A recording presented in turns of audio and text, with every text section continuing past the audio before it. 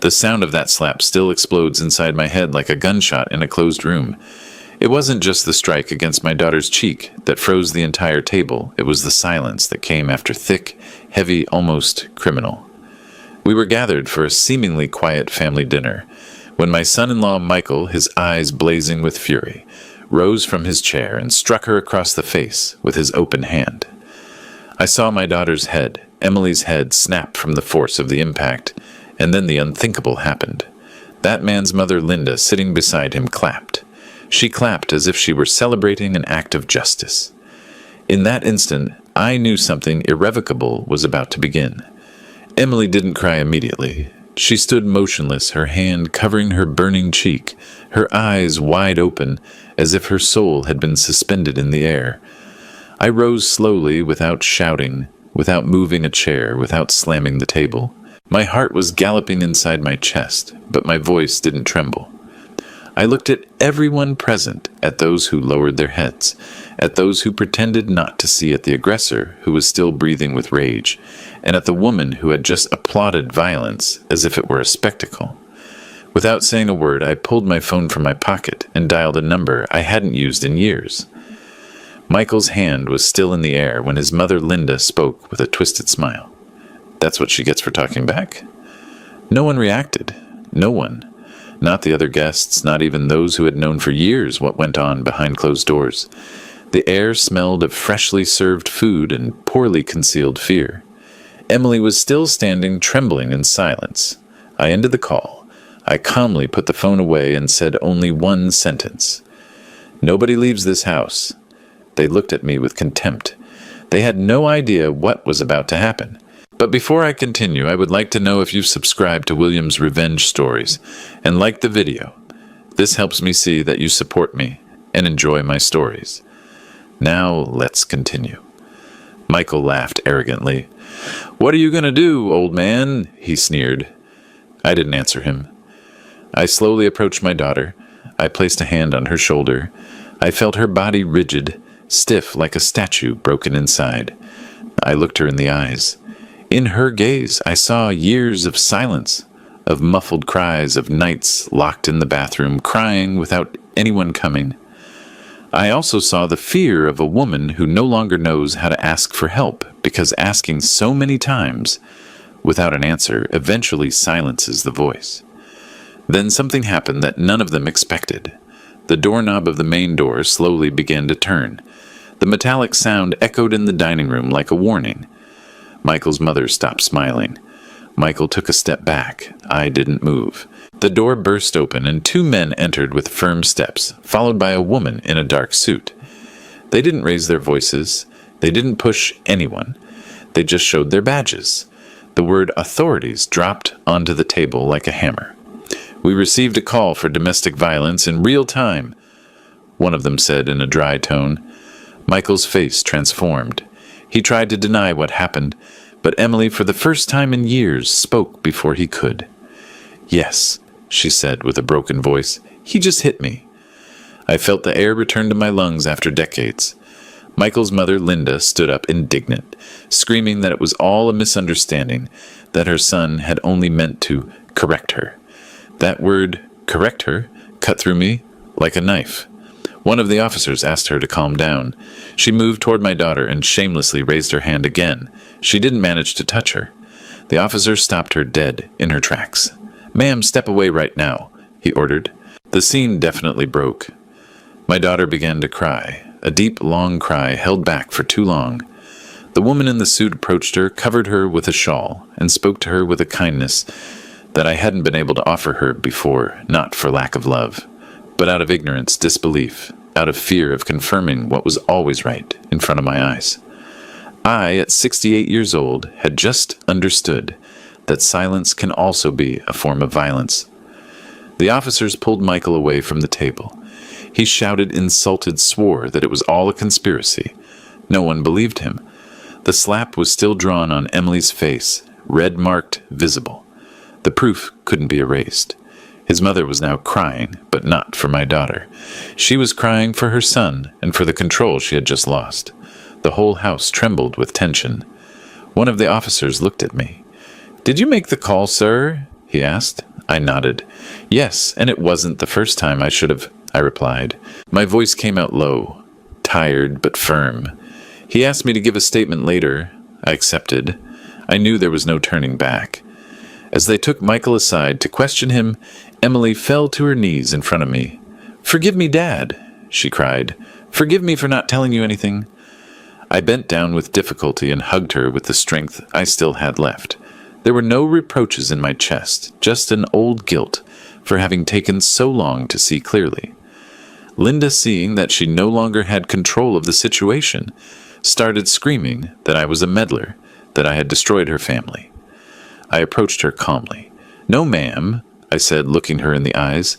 "Your family destroyed itself when you applauded a hit." She didn't respond. Her gaze drifted. That night, while the officers took statements, I knew that no meal would ever taste the same.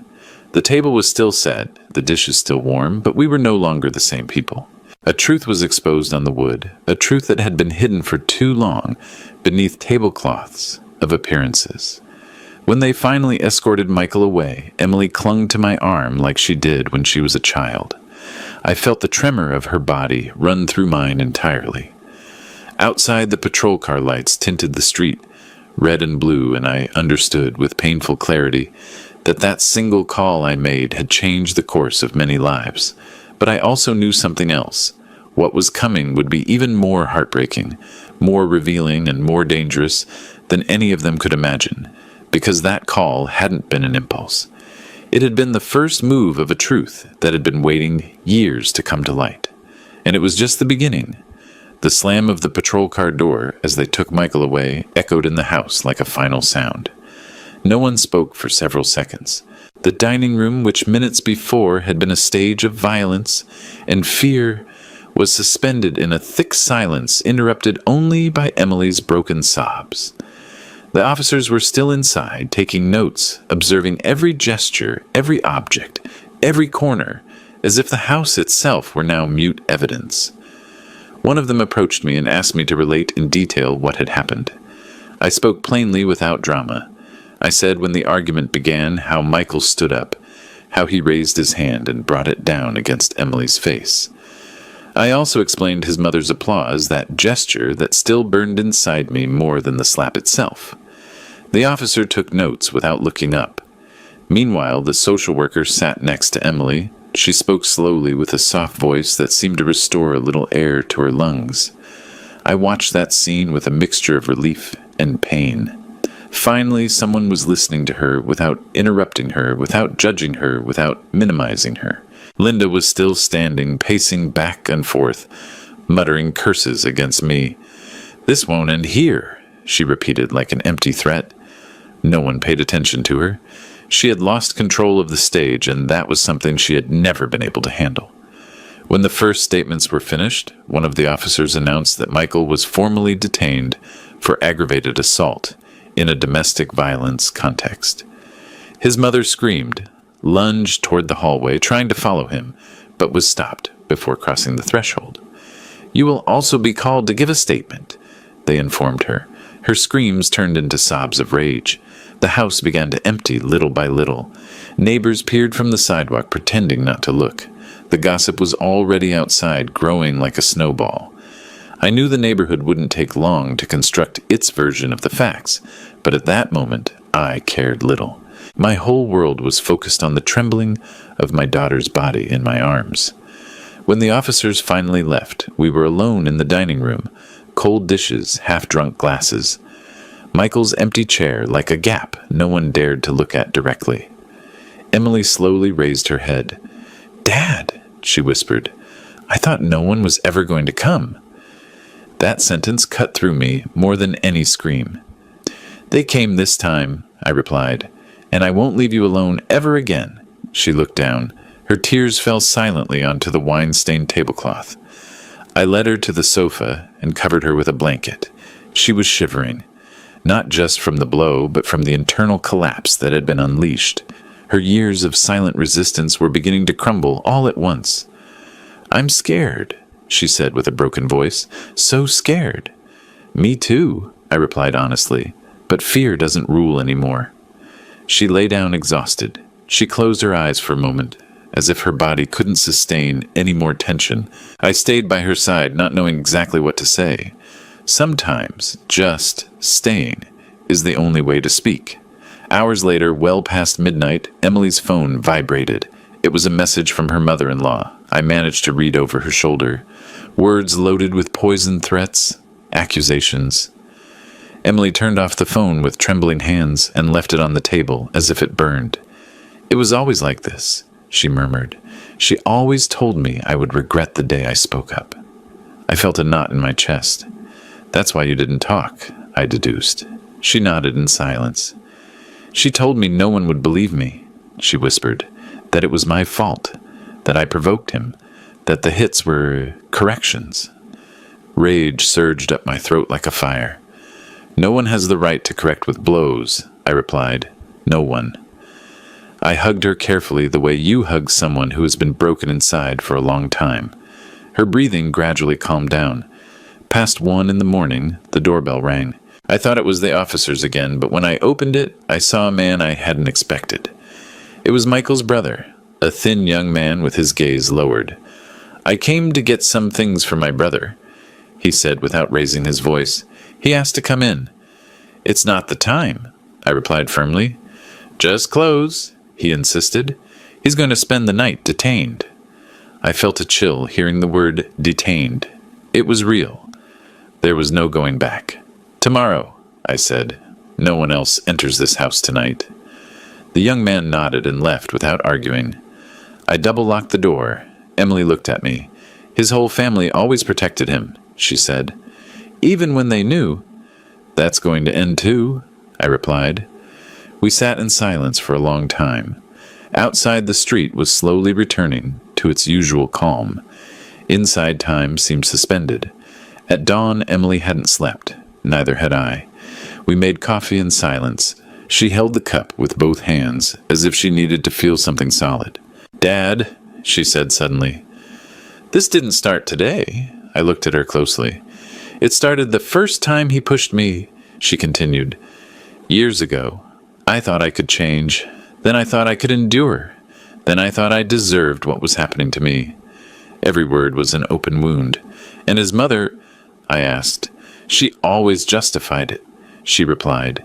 "She said I was difficult, that I should be grateful that someone put up with me." I felt something break inside me. "You weren't alone," I told her. "I was blind." "But not anymore," she nodded sadly. "Yesterday when you called them," she said, "I knew I wouldn't be able to go back." "You will never go back," I assured her. "And if you try, I myself will bring you back." A tear ran down her cheek. "Thank you, Dad." The sun began to appear through the window, staining the kitchen with a pale light. A new morning was beginning over the wreckage of the life Emily had led for years, and I understood, as I watched her blow on the steam of the coffee, that that call had not only stopped a blow, it had opened a door that would lead to even darker truths, to secrets that had not yet surfaced, because my daughter's hell did not begin or end with her husband's hand. We were only seeing the beginning. The next morning, as the neighborhood still woke up with the normal indifference of any Monday, Emily and I were still sitting in the kitchen with cold coffee in our hands. The night before had opened a door that could no longer be closed, and we both knew it. She stared at the rim of the cup without blinking, as if her whole story was written there. I waited without rushing her. I learned too late that forcing words is also a form of violence. "Dad," she finally said. "It all started shortly after we got married." Her voice was a tight thread, barely sustained by breath. "The first time wasn't a slap," she continued. "It was a push. We were arguing about money. He pushed me against the wall. Afterward, he cried, apologized, swore it would never happen again." I clenched my teeth without interrupting her. "I believed him," she whispered. "I always believed him." She told me how at first the blows were isolated, almost accidental. A swipe, a push an object thrown against the wall. Then came the humiliating words, spoken in a low voice, so they wouldn't leave witnesses.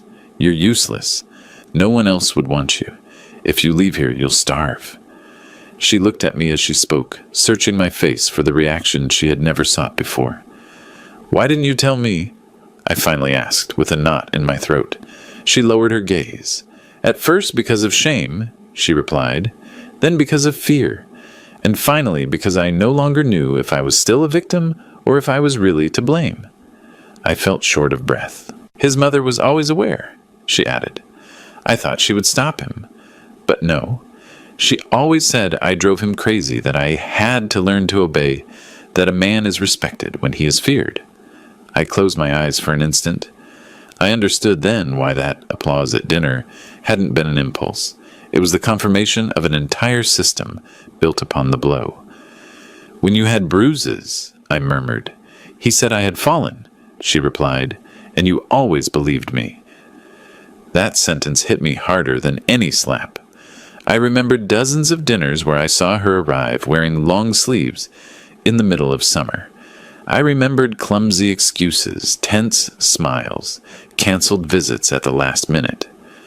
I had chosen to believe because the alternative was too painful. One night, she said suddenly, I thought he was going to kill me. I looked at her with horror. He had been drinking heavily.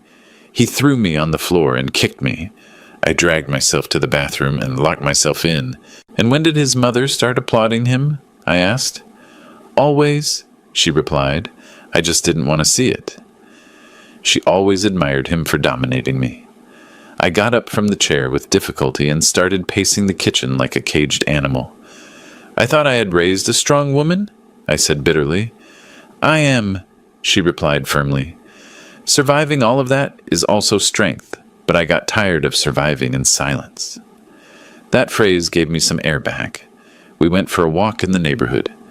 Emily wore dark glasses to hide the redness on her cheek from the slap the night before. People greeted us politely, not yet knowing the whole story. She walked beside me with uncertain steps, like someone who is just returning to an open world. When I saw you make the call, she said suddenly, I thought I was dreaming. I thought it wasn't real. I myself doubted what I saw for years, I confessed to her, but last night I couldn't doubt anymore. We arrived at a small downtown square. We sat on a bench.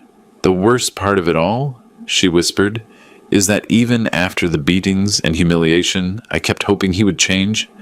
I still loved him. That doesn't make you weak, I replied. That makes you human. She looked at me with her eyes full of tears, but without breaking down this time. Mom died believing I was happy, she said. I lied to her. You lied to yourself first, I said softly. We all do it sometimes out of fear of breaking the little we think we have. We returned home at noon. The table from the night before was still partially messy. The remains of dinner were still in the air. Emily looked at the plates with a gesture of repulsion. He hit me right here, she said, pointing to a chair. I rested my hand on the backrest. It ended here, I replied. That day a social worker visited us again. She spoke with Emily for a long time. She explained her rights, the steps to follow the protective measures. I listened from the other side of the door. For the first time, everything sounded like the future and not just the past. In the afternoon, the doorbell rang. It was a neighbor with a bag of clean clothes. Just in case you need it, she said with an uncomfortable whisper. Emily thanked her with a weak smile. The neighborhood was beginning to find out, and with the rumor, the glances also began to change. That night, when we sat down to eat in silence, I understood that I was not only getting to know my daughter's story, I was also getting to know my own blindness. Every word she spoke reordered my memories with a raw clarity that was impossible to soften. Before going to sleep, I approached her room. You are not alone anymore, I told her from the doorway. She looked at me from the bed. I never should have been. I nodded, but now you aren't. I turned off the hallway light and returned to my room with the weight of her story walking through my bones. I understood with pain that the blows had not only marked her skin, they had slowly erased the certainty that she deserved a different life. And I swore in silence that as long as I had breath left, no one would ever try to convince her otherwise again. The day after that painful awakening, my daughter and I were called to the police station to continue with our statements. We walked slowly along the sidewalk. She wore a light scarf to cover the reddish mark that still persisted on her cheek. I walked beside her, attentive, as if every shadow could turn into a threat. It wasn't irrational fear. It was the recent memory of a violence that was too real. Upon arrival, we saw a scene that turned my stomach. Michael's mother, Linda, was at the entrance talking to two police officers. Her gestures were exaggerated, theatrical, as if she were trying to convince them with drama instead of arguments. When she saw us approach, she squinted her eyes with silent hatred. "What are you doing here?" she spat with contempt. "You are the ones who are destroying a family." I stopped right in front of her. "A family is destroyed when someone applauds a hit," I replied without raising my voice. Her face contorted with rage. "My son was just trying to keep order," she said. "That woman," she pointed to my daughter shamelessly, "has been provoking him for years, yelling at him, disrespecting him. What did you expect him to do? Let himself be stepped on." Emily lowered her gaze. I felt the urge to stand between them. "You don't have permission to speak to her like that," I warned her. "She is not a victim," the woman screamed. "She always plays the martyr, always manipulating everyone. And now she's manipulating you, you foolish old man." An officer immediately approached. "Ma'am, you need to lower your voice," he instructed her, but she continued. "Do you know who my son is? A hard-working man? A man who supported her, who gave her a roof, who endured her attacks. She should be the one detained." The officer looked at my daughter. "Do you want to file a report for threats?" he asked. She looked at me, searching my face for guidance she hadn't asked for in years. "Yes," I answered for her. "Yes, she does." The aggressor's mother opened her mouth, but the officer stopped her with a raised hand. "Come with us," he ordered. As they led her inside, she continued screaming. Screams loaded with that poison that doesn't start with physical violence, but much earlier in the mindset. A mindset that had raised, molded, and protected an aggressor for years. Inside the police station, Emily testified for more than an hour. I watched her from the adjacent room. Every word seemed to rip off a piece of her skin, but also a piece of the weight she was carrying. The social worker encouraged her to continue. When she mentioned the word humiliation for the first time, I looked down. When she said shame, I felt something inside me break. And when she talked about the fear of death, I leaned against the wall so I wouldn't fall. When she finished, one of the staff members hugged her. I hadn't seen her receive a sincere hug in a long time. Upon leaving, Linda was waiting with swollen eyes, but not from pain. It was pure hatred. "I hope you're proud," she spat as soon as she saw us. "My son will spend the night in jail because of you." "He's in jail because of his choices," I replied firmly, "not because of ours." She took a step towards me. "Miserable old man," she said through gritted teeth. "You were always an obstacle. You meddled where you weren't called." "The blow your son gave my daughter called me," I replied. "Her crying called me, her fear called me, and your applause called me too." For a second I could see how that woman's face filled with a crazed fury. It was the fury of someone who knows they are discovered, who no longer has power. A police officer interrupted her. "Ma'am, if you continue to harass the victim and her relative, we will have to escort you out." She pulled away with a jerk. "This won't end here," she murmured. "You don't know my family." "Unfortunately, now I do," I replied. We left the police station and breathed fresh air. Emily let out a long sigh. "Dad, I didn't know she hated me so much," she said. "She doesn't hate you," I replied. "She hates anyone who doesn't allow her son to maintain control." We walked a few steps in silence. "She always justified everything," my daughter continued. "She said I was dramatic, that I exaggerated, that if he yelled at me, it was my fault, that if he pushed me, I had earned it." "That is also violence," I said. "Denying what happens, covering up, minimizing." She nodded with a small gesture. "Once," she whispered, "when he left marks on my arms, I showed her. Do you know what she told me?" "What?" "Strong women don't make a fuss over trifles." I felt a chill run through me. "You won't hear that ever again," I told her. As we headed home, Emily stopped suddenly. "Dad," she said with a tremor in her voice, "what if she tries to get revenge?" I looked at her with tenderness and firmness. "Don't be afraid," I replied.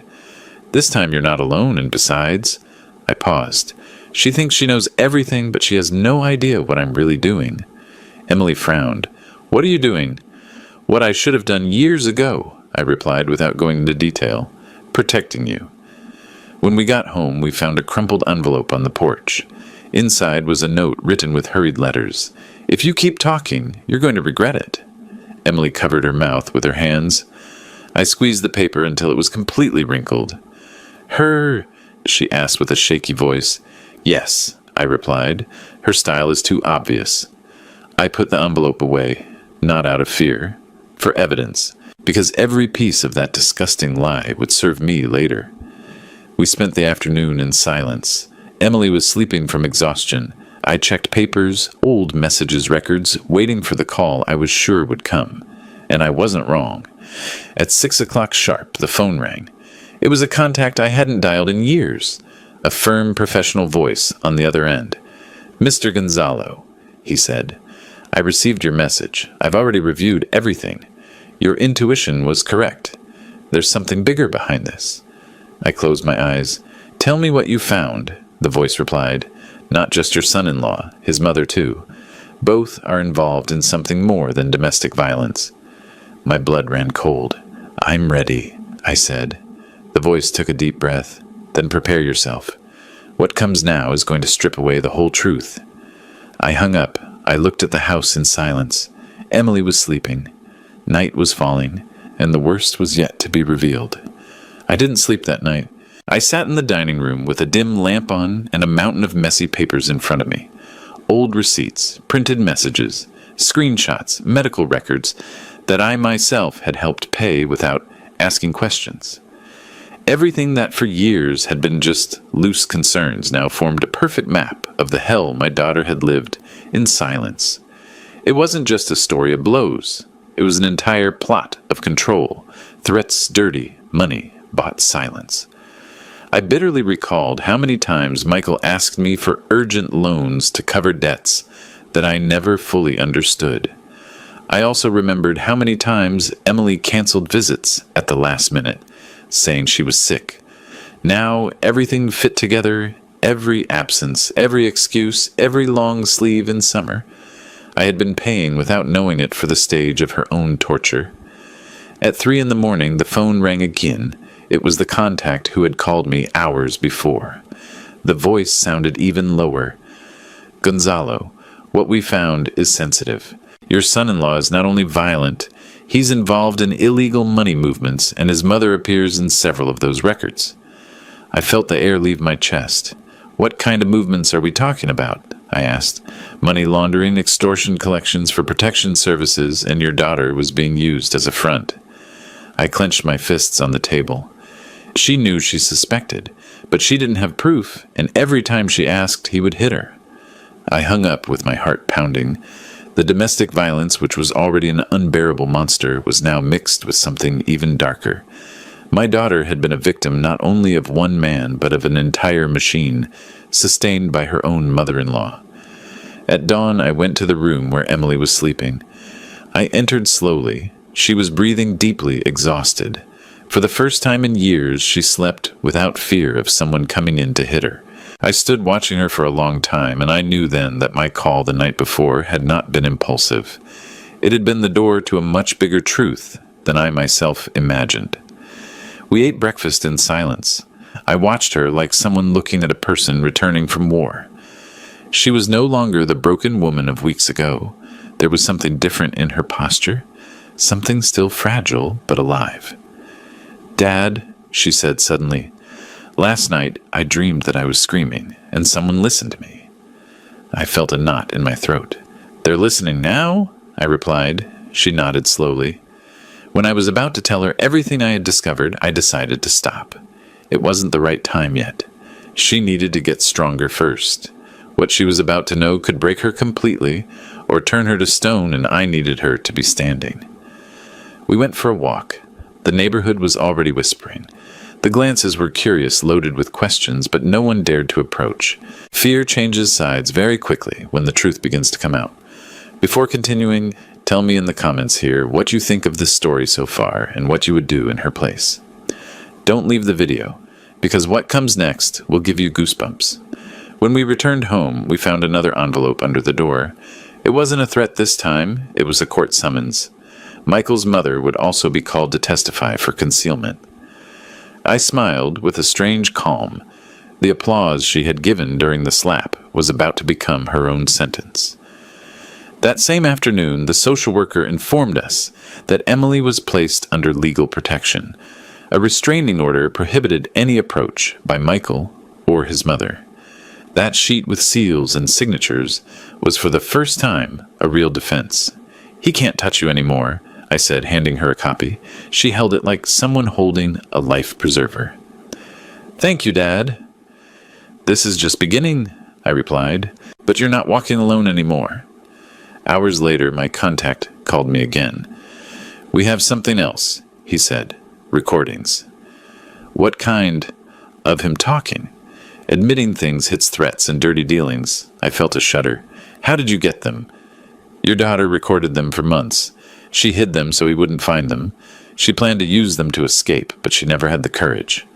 I closed my eyes tightly. "Bring them," I said. "She's not going to escape anymore. She's going to talk." That night, when I saw those recordings, I understood the extent to which my daughter had been a prisoner inside her own home. Her voice trembling while he insulted her. The sounds of blows. His mother's laughter justifying the aggression.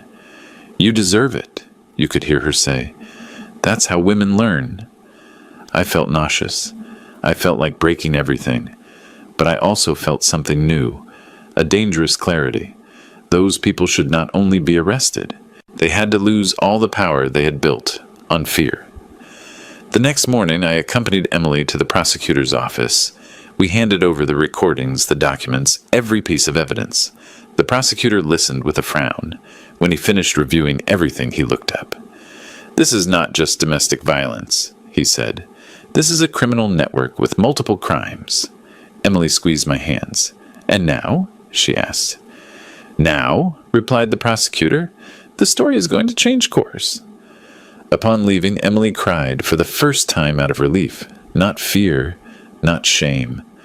Out of relief, I hugged her clumsily with a tired back, but with a raised soul. "Dad," she whispered, "I never thought anyone would really confront them." "I didn't think it would have to be me, either," I replied.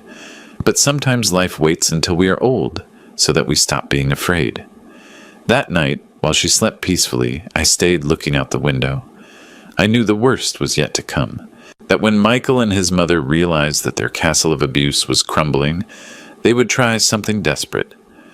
But I also knew that now I had something they never had, the complete truth. And with the truth in my hands, the revenge would no longer be about blows. It would be about justice. The day of her formal statement dawned with a gray sky and a fine drizzle that didn't seem to want to get things wet. It only felt sad. Emily dressed in silence. She chose a high-collared blouse and a jacket I didn't remember seeing before. Her hands barely trembled as she buttoned up. I watched her from the doorway without saying anything. There were battles that are not won with preliminary words, but with the strength gathered along the way. The taxi took us to the prosecutor's office without exchanging a single phrase. The sound of the windshield wipers marked the rhythm of our thoughts. When we got out, she took a deep breath, as if inhaling courage from the damp air. I offered her my arm, and she accepted it. We walked together. In the waiting room, time became thick. An old clock marked the minutes with a loud, almost mocking tick-tock. There were other people waiting, each carrying their own invisible story. No one spoke. No one looked at anyone. Emily nervously fiddled with the ring on her finger. "If you don't want to go in," I started to say. "Yes, I want to," she interrupted firmly. "I have to do it." I nodded. I didn't ask any more questions. When they called her, she stood up with stiff legs. I gave her hand a gentle squeeze. I watched her walk down the hallway until she disappeared behind a dark wooden door. I was left alone with my thoughts and that old stubborn fear that still hadn't completely left. Minutes turned into hours. I imagined her voice trembling, her memories crowding each other, her body reliving scenes she had tried to erase. And then I understood something terrible. While I was aging peacefully, believing that everything was fine, my daughter had been aging with blows. When the door finally opened, a woman in a suit came out. She approached me. "Can you come in?" she said. I entered the room. Emily was sitting at a table with a glass of water in her hands. Her eyes were red, but her posture was different, firmer, more upright. "Are you okay?" I asked in a low voice. "I'm empty," she replied, but I'm no longer silent. I hugged her carefully. The prosecutor stood up. "Your testimony is key," he told me. "She has said everything with precise details." I felt a knot in my chest, and I didn't know if it was relief or pain. "She also mentioned something we didn't know," he added, "the active participation of the aggressor's mother in several intimidations." "How?" I asked. Emily looked down. "I didn't tell you before, Dad," she said, "but there were nights when she was present when he hit me. She didn't just applaud. Sometimes she asked him to do it. She said I needed to learn," she continued, "that a woman is formed through fear." Rage rose from deep within me like a wild animal. "That is already recorded in the minutes," the prosecutor said, "and there are indirect witnesses." "What happens now?" I asked. "With this, the indictment is aggravated," he replied, "and the detention order for the mother will be requested in the next few hours." Emily gripped the glass of water tightly. Her hands were no longer shaking, but her gaze was cloudy. "She always said she was untouchable," she whispered, "that no one would dare to face her." "Everyone thinks they are untouchable," I said, "until someone stops being afraid." We left the prosecutor's office after dark. The drizzle was still falling as it had at dawn. Emily walked slowly, tired as if her entire body weighed heavily, after having let go of so many years of silence all at once. Back home, she took off her shoes as soon as she entered and dropped onto the sofa. I prepared hot tea. I brought it to her without saying anything. She held the cup for a few seconds before drinking. "Dad," she said suddenly, "now I understand something. What is it that I myself had also become an accomplice? By keeping silent." "Keeping silent didn't make you an accomplice," I replied. "It made you a prisoner." She looked at me with eyes full of tears that no longer fell. "Even so," she whispered, "today I feel like I'm breathing again." That night she slept deeply for the first time since returning home. I, on the other hand, remained awake for a long time. The story was now moving with a force that could no longer be controlled. The gears of justice had begun to turn, and everything that had remained hidden for years was starting to surface. At dawn, I received a call. "Gonzalo," my contact's voice said, "the warrant is practically ready. They will go for her today." "For his mother?" I asked. "Yes, but that's not all." I had a bad feeling. "Your son-in-law is negotiating. He knows the evidence is overwhelming. He wants to reduce his sentence by turning over information." "About what?" "About a larger group, people who operate in the shadows. He's nothing more than a link." I looked toward the room where Emily was sleeping. "So this is bigger than we thought." "Much bigger." I hung up with the feeling that the house had become too small to contain what was about to break loose. Mid-morning, Emily woke up. We ate breakfast in silence. I didn't tell her about the call. I wanted to give her one more day of calm before the storm, but the calm didn't last long. At 11:30, the sound of sirens echoed in the block again. Emily jumped up. "Again?" she asked with fear. I looked out the window. 2 patrol cars stopped in front of Linda's house, barely 3 houses away. Several officers descended quickly. "They came for her," I said. Emily approached my side. We watched in silence as they led her out in handcuffs. Her face no longer held arrogance. It held desperation. When her eyes met ours, she yelled, something we couldn't hear, but we understood. Cursing us, blaming us, clinging to the last bit of hatred she had left. Emily took a step back. "I never thought I would see this," she whispered. "Me neither," I replied. "But truths that are hidden for too long always come out in the loudest way." The patrol cars drove away. The whole neighborhood was awake now, looking out windows gathered in small groups. The whispering started again, but this time the fear wasn't ours. Emily slowly sat down. "Dad," she said, "what if they come for me now?" I knelt in front of her and took her face in my hands. "Now you don't run away alone," I told her, "and now you're not hiding either." "That changes everything." She closed her eyes for a moment. "I spoke today," she whispered, "and I think no one can take that away from me now." I hugged her with a tenderness that ached in my bones, and I knew then that something irreversible had happened. My daughter was no longer just a victim. She had begun to become a witness, and witnesses, when they break the silence, change everyone's destiny. Linda's arrest was the blow that finished cracking the image of a respectable family that they had maintained for years. The neighborhood awoke, speaking in whispers, as if everyone feared that the truth, when spoken aloud, could become contagious. From my house window, I saw the neighbors gather in small groups, pretending to talk about anything but what everyone was looking at: the spectacular fall of those who until recently believed they were untouchable. Emily spent the morning sitting on the sofa with a blanket over her legs, staring at a fixed point on the wall. She wasn't crying, she wasn't speaking. It was the exhaustion of someone who has cried for years and now has no tears left.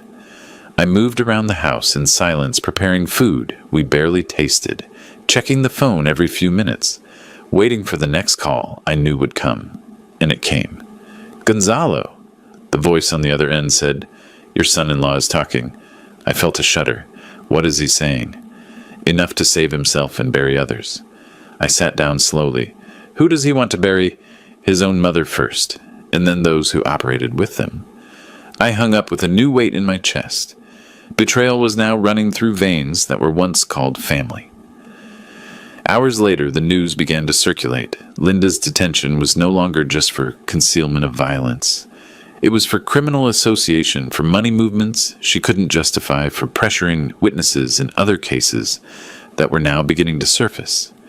Every new piece of information was another stone falling onto a structure that was already about to collapse. Emily looked at me with eyes full of an impossible-to-explain mixture. "I never knew anything about that," she said. "I only knew they hit me. Because that was the only power they had over you," I replied, "that of making you feel worthless, while they hid much greater horrors." In the afternoon, I received a message from an unknown number. It was from an old associate of Michael's. He asked to speak with me. I hesitated for a few seconds, then I accepted. We met at a small bar far from the neighborhood. Emily insisted on accompanying me. "I don't want you to go alone," she said. I accepted. I no longer made decisions without thinking of her. The man arrived on time. His face was marked by exhaustion, and his gaze darted from side to side with obvious paranoia. He ordered coffee. He didn't touch the cup.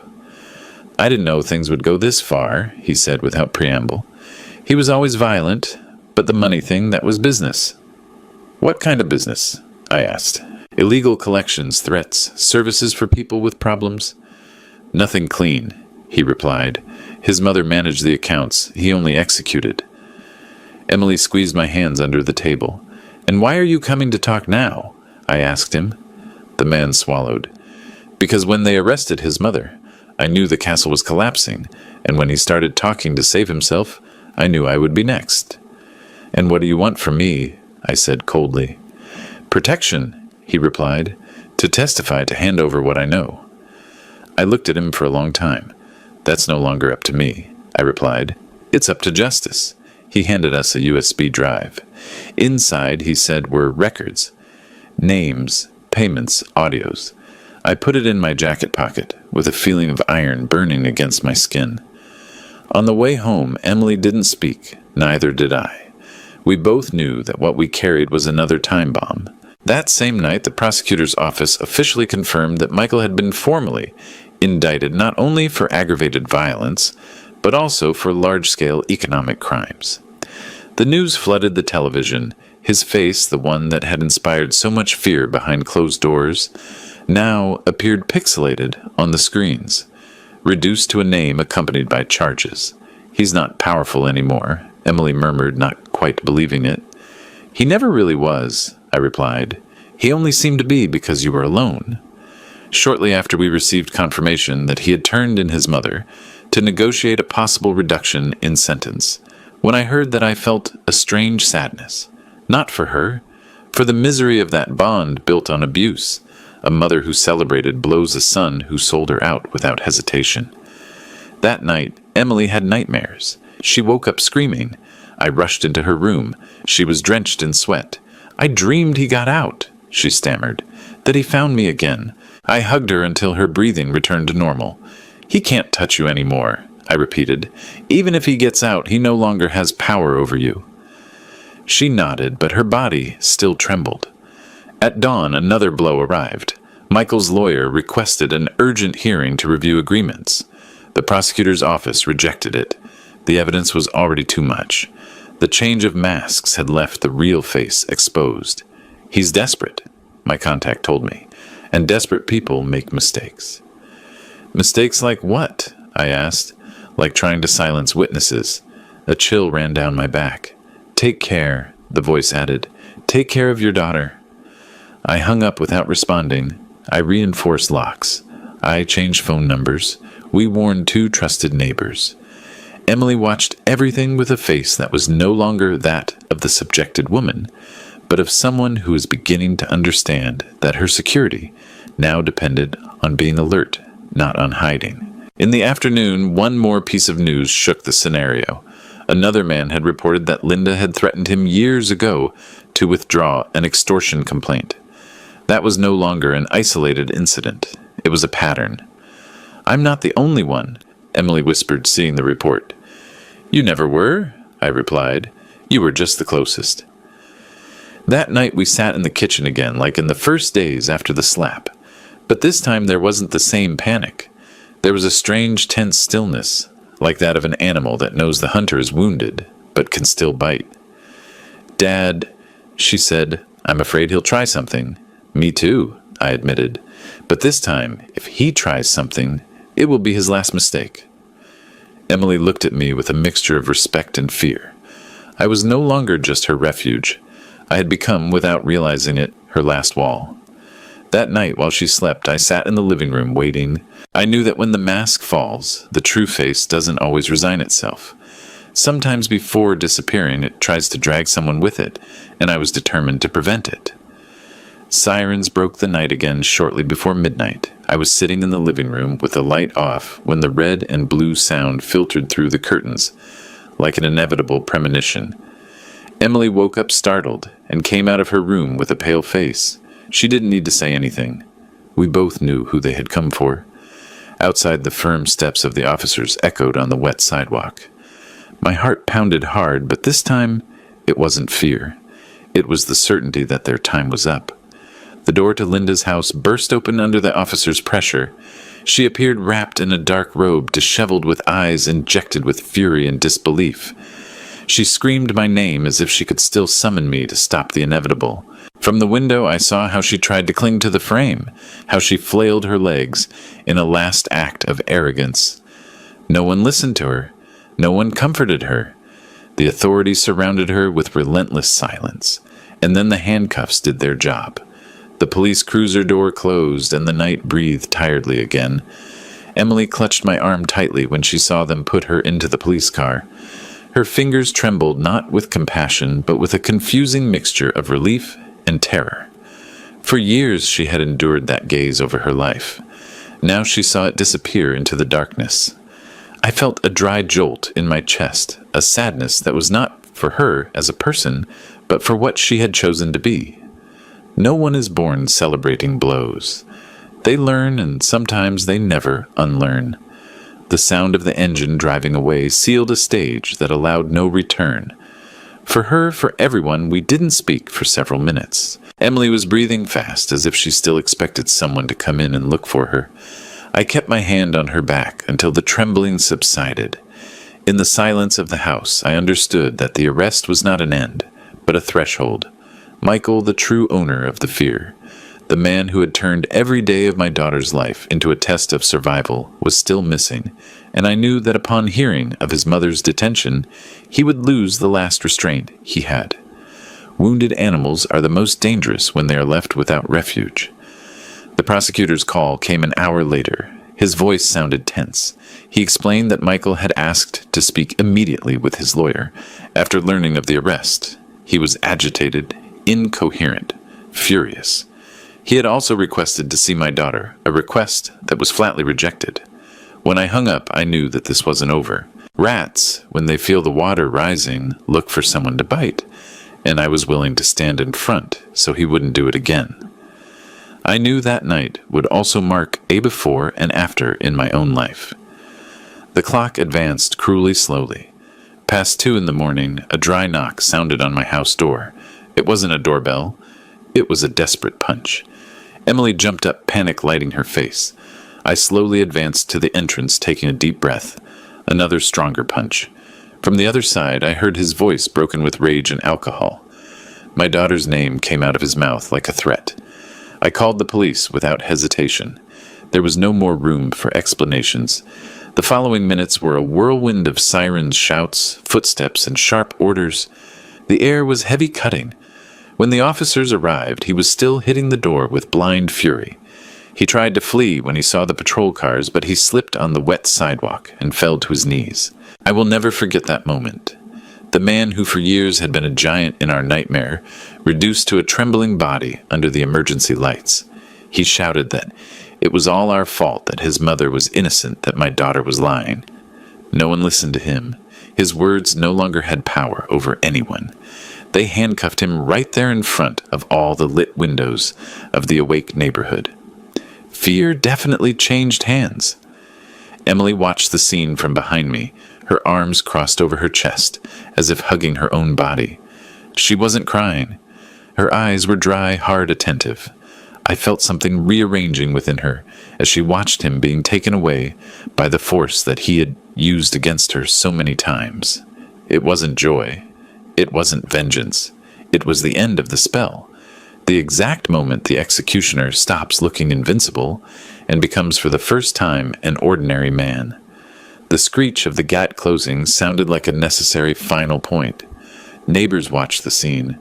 When the patrol car drove away with him inside, an infinite tiredness fell on my shoulders. Emily slowly sat on the edge of the sofa as if her strength suddenly left her. I approached and sat next to her. We looked at each other in silence. Neither of us smiled. We knew that this didn't erase the lost years or the nights of fear or the invisible wounds, but we also knew that something essential had changed forever at that very instant. She was no longer a victim waiting to be saved. She was a woman who had survived, and survivors don't go back. That morning we didn't sleep. We made coffee. We turned off unnecessary lights. We checked doors and windows as if danger still lurked in the form of a shadow. Emily sat across from me at the kitchen table, her face tired but clear. She took my hand. I felt it warm, present, real. After so many years of fear, that simple gesture was a silent victory. Outside, the neighborhood slowly regained its calm. Inside, for the first time in a long time, I felt that the future was no longer a threat. I knew that the consequences, the judgments, and difficult memories still had to be faced. The dawn after Michael's detention arrived silently, as if the night had taken the last scream with it. The light entered timidly through the kitchen window and found Emily sitting in front of a cup of coffee, which was already cold. She hadn't slept. Neither had I. We had spent the morning between silences reviewing every detail over and over again, like someone who needs to convince themselves that what they lived wasn't a dream.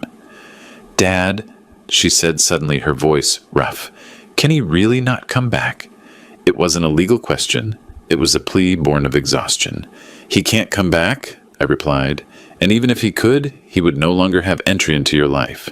She nodded slowly, like someone finally accepting a truth that needs to be repeated many times to be real. The news arrived early first, in messages, then in calls. The whole neighborhood talked about the double detention, the mother-in-law, the son. Finally, the names were spoken aloud. No one whispered anymore. Fear had definitively changed owners.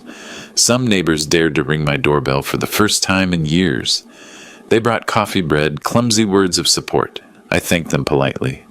Emily received them with a weak smile. The world was slowly starting to look at her as a person again, not as a shadow.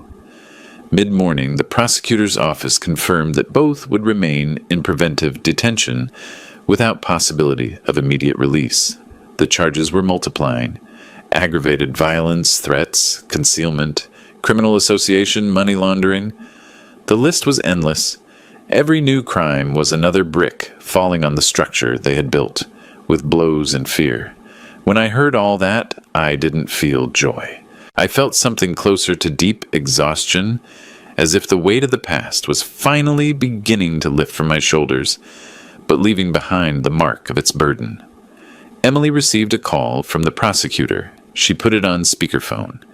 He explained that her testimony had been decisive, that without her decision to speak, none of this would have been possible, that now she had to prepare for the most difficult process, to look everything that had happened in the face without trying to hide it from herself. "You already did the hardest part," he told her. "Now comes the longest part." When she hung up, Emily put her hands to her face. "I'm afraid I won't be capable," she whispered, "of breaking down when all this ends." I sat in front of her. "You don't have to be strong for everything that's coming," I told her. "You just have to stay alive. The rest you learn."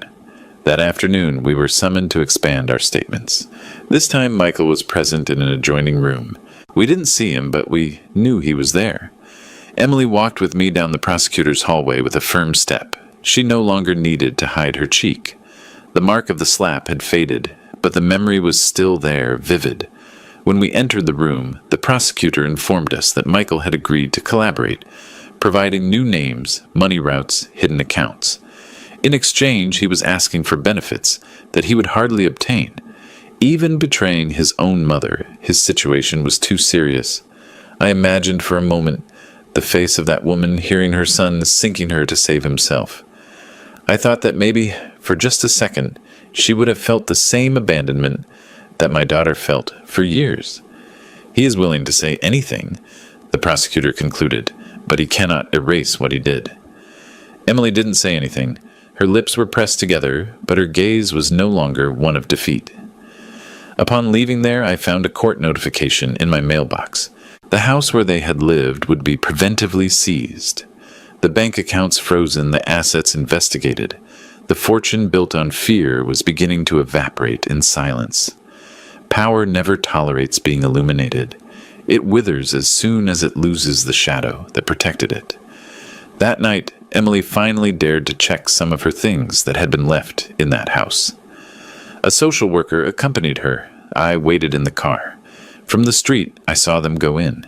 The same place where she was hit so many times was now surrounded by officials. The walls were still the same, but the dominion had changed. When she returned, she was carrying a small box in her hands. Inside were photographs, an antique doll, some papers. "This is the only thing that matters to me," she said. "The rest can keep the emptiness." Days passed. The house filled with forms, calls, interviews, paperwork. Emily testified again and again, without retracting, without trembling, without hiding anything. Every word of hers was an act of reparation. I accompanied her everywhere, not as a guardian, but as a witness to her rebirth. One afternoon, while we were having mate in the yard, Emily looked at me in silence for a long time.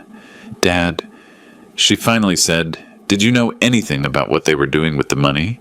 I took a deep breath. "I suspected," I admitted, "but I never imagined it was so big." "Me neither," she said. "I just knew that every time I asked, they hit me." I felt a pang in my chest. "Now no one will respond with blows," I assured her. She nodded. The news that completely shook everything arrived a week later. One of the men involved in the network, pressured by the evidence Michael had provided, decided to confess everything, not only economic crimes, but also other cases of violence protected by the same structure. What had started as a slap at a family dinner was now revealing a framework of impunity that had been operating in the dark for years. The newspapers talked about the fall of a criminal network. I read those words with a bitter disbelief. To think that all that had been so close to my daughter, and that I only saw the last link in the chain, filled me with a mixture of rage and shame. Michael appeared one last time in our lives through a letter that arrived by mail. The envelope was shaky, poorly sealed. Emily held it for several seconds before opening it. I didn't rush her. Inside were a few lines. I didn't want things to go this far. I lost control. I made a mistake. Forgive me.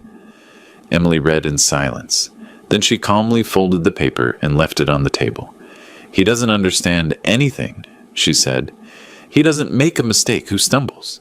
He makes a mistake who chooses to hit every day. What are you going to do with that letter? I asked. Nothing, she replied. I no longer carry his words. And she slowly tore it into 4 exact pieces, like someone closing a chapter without needing to burn it.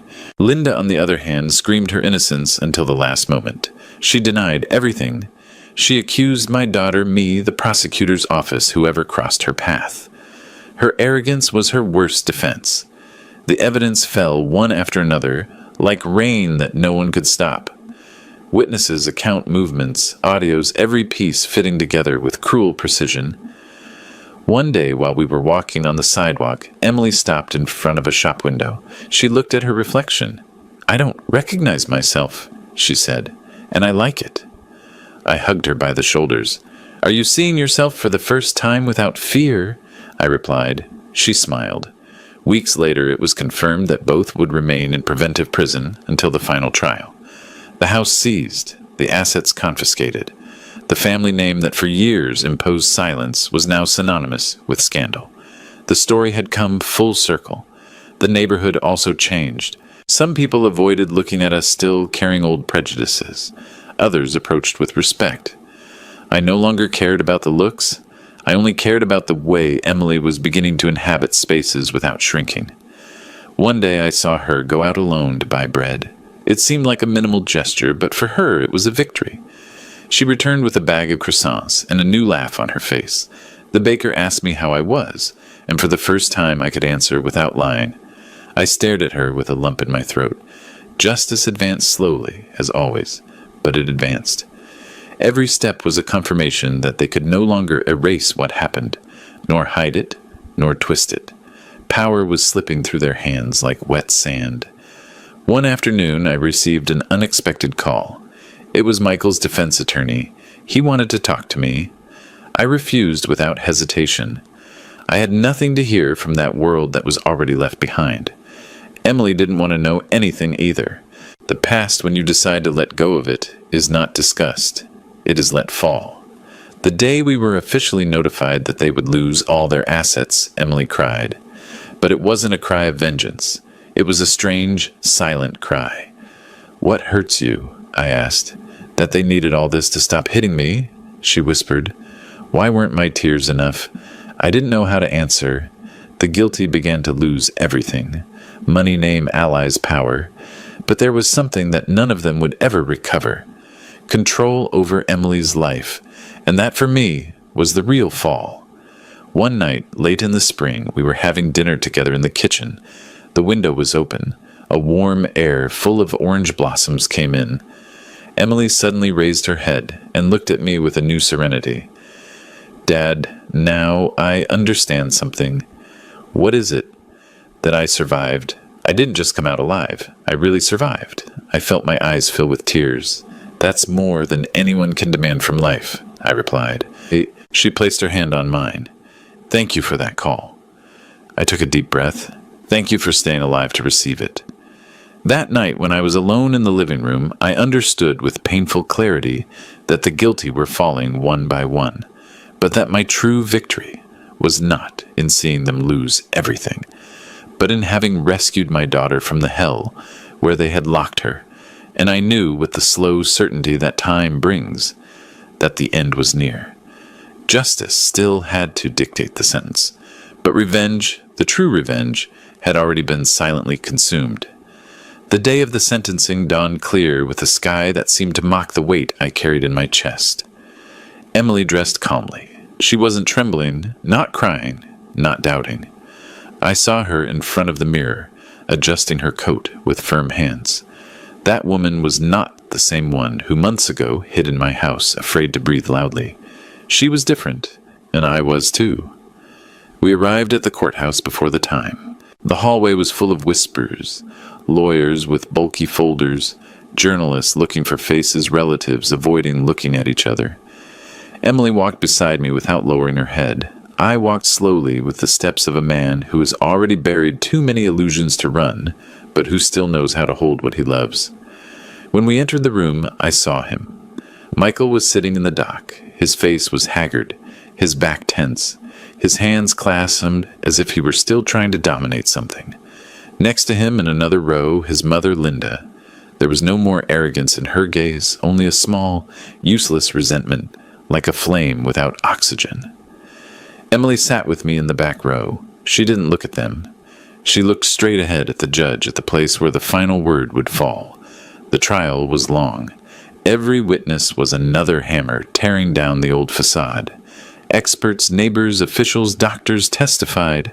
Audios were played, recorded blows, insults, threats.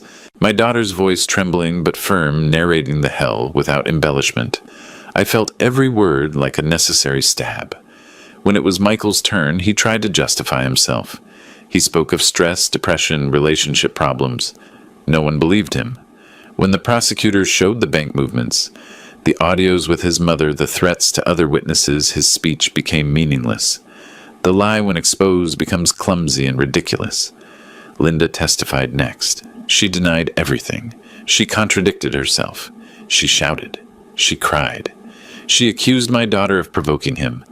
The judge interrupted her several times. She no longer had power in that room. She could no longer decide anything. When the last presentation ended, the judge asked for silence. My heart pounded like a war drum. "This court," he said, in a grave voice, "finds the accused guilty of all charges." The air was cut. He announced the sentences. Years of prison, definitive loss of assets, disqualifications. The words fell one after another like heavy stones. I looked at Emily out of the corner of my eye. She wasn't crying. She was breathing deeply, like someone finally coming to the surface after a long time underwater. When the officers approached to take the condemned away, Michael turned his head. For the first time in the whole process, he looked directly at us. His eyes searched for my daughter. She didn't move. She didn't look away, nor did she respond. She just watched him with a calmness she had never had in front of him. That instant was more punishment than any bars. Linda started shouting his name. He didn't respond. Both were led out of the room without glory, without power, without the applause they once thought they deserved.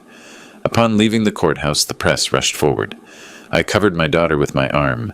"We are not going to talk," I said. We walked to the car without looking back. Inside, the silence was thick. Emily rested her forehead against the car window. Outside, the city continued with its indifferent rhythm. "Is it over?" she asked in a low voice. "On paper, yes," I replied. "In the soul, that will take a little longer." She nodded slowly. We returned home at sunset. The sun came in warm through the kitchen. Emily left her bag on the chair and stood in the center of the dining room, looking around as if she were seeing it for the first time. "I came here broken," she said, "and here I stand." I hugged her. I felt her body firm against mine. She no longer trembled. That night we had dinner in silence. A different silence. Not of fear, but of good exhaustion of the end of a battle. Outside, the crickets began to chirp. The world kept spinning. In the weeks that followed, Emily began to rebuild herself in small gestures. Going out alone, going to the doctor, laughing with a friend again, buying clothes without fear of being controlled. Each of those acts was an invisible victory for those who have never lived caged. I watched her from the distance that a father takes when he understands that his daughter no longer needs to be defended but accompanied. One day she told me she wanted to move, not to run away, to really move, to start in another neighborhood in a different way. "I don't want this place to just be a refuge," she explained.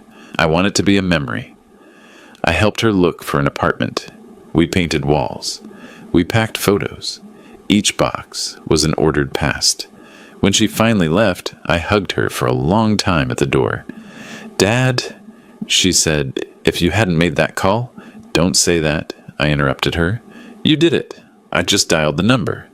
She smiled at me with a new tenderness.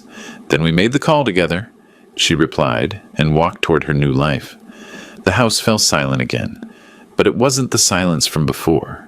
It was a silence full of meaning. of everything that was lost, of everything that was saved.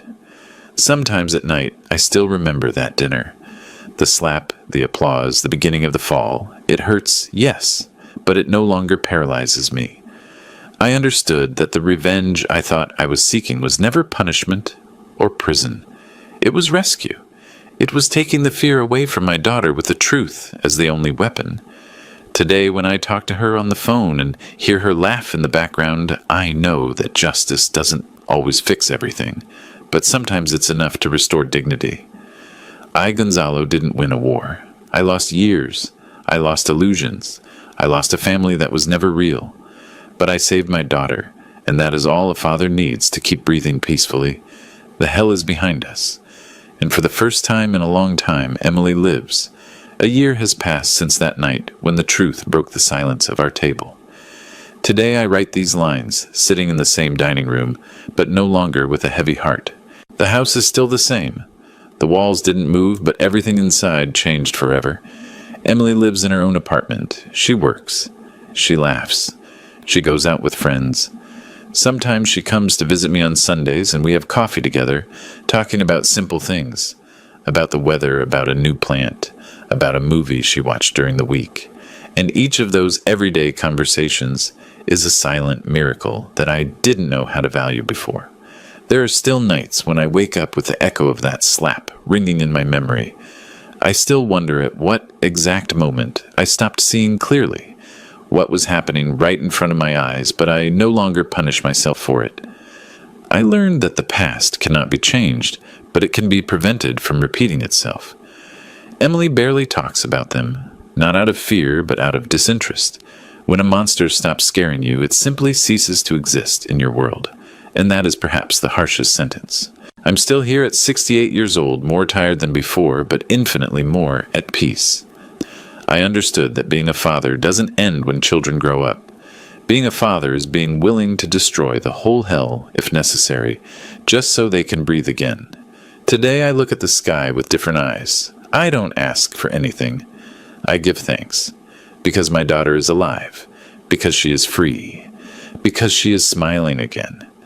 I am Gonzalo, and this was my story. Subscribe to the channel so you can keep listening to real stories that touch the soul and awaken consciences. Like this video if this story moved you. Leave us in the comments what you thought of the story, what you would have done in my place, and what city you are watching us from.